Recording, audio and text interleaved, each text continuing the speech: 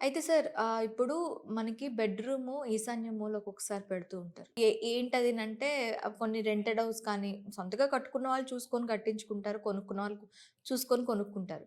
మనకి హైదరాబాద్ లాంటి సిటీస్‌లో ఏంటంటే ముస్లిమ్స్ ఈ వాస్తు అవి పట్టించరు. వాళ్ళు అద్దెకిచ్చేటప్పుడు ఏంటంటే ఈశాన్యంలో బెడ్‌రూము, ఈశాన్యంలో బాత్రూము ఇలా ఉంటూ ఉంటాయి.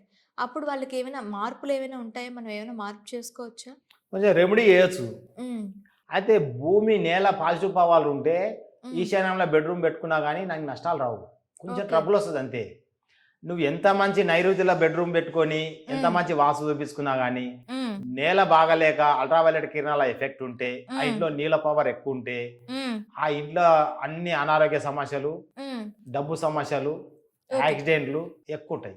ఒక్కో అపార్ట్‌మెంట్ తీసుకో కిందికెళ్ళి మీద దాకా అందరికి క్యాన్సర్ వచ్చి ఉంటది అపార్ట్‌మెంట్‌లో. ఆహా! మీరు చూసుకోవచ్చు. పైన క్యాన్సర్ వస్తే కింద కూడా క్యాన్సర్ వచ్చి ఉంటది. కారణం ఓకే. ఏందంటే కట్టిన అపార్ట్‌మెంట్ కట్టిన నేల. నేనేం చేస్తా అంటే నేలను సరి చేసుకోమని చెప్తా అందరిని కలిసి. హ్మ్. ఇండివిడ్యువల్ బిల్డింగ్ ఒకటొకటి కాకుండా. హ్మ్. లేతే హ్మ్. ఎవరిదాళ్ళు కూడా ఇండివిడ్యువల్ బిల్డింగ్ కూడా సరి చేస్తాం. వీటిని గోడ లోపల పెట్టి ప్యాక్ చేసి సరి చేస్తాం మనం. ఓకే. తగ్గిపోతది.